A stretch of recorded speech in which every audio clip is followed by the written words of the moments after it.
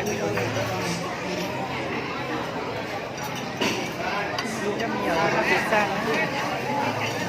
เออ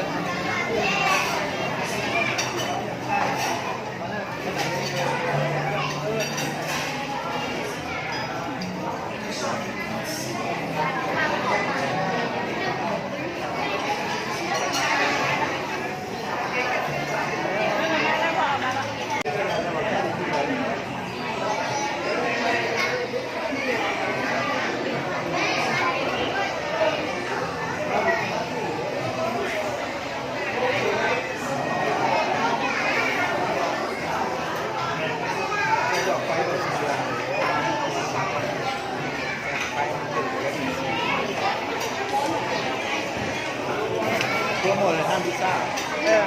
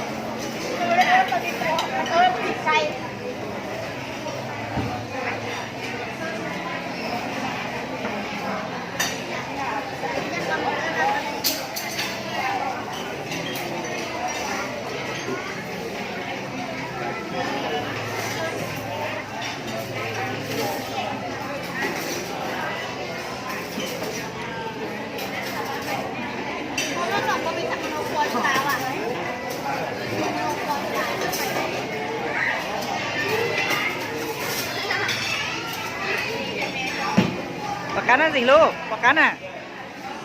กาเหรอ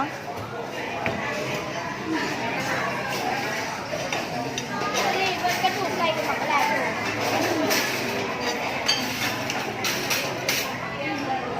กระดูกใส่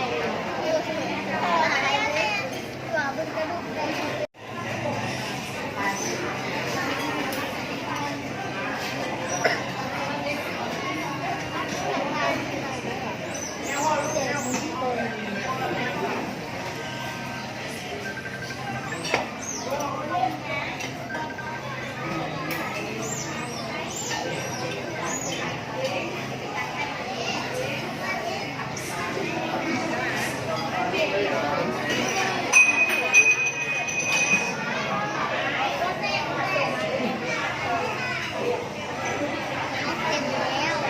เรียนมาก็นั่งดีๆ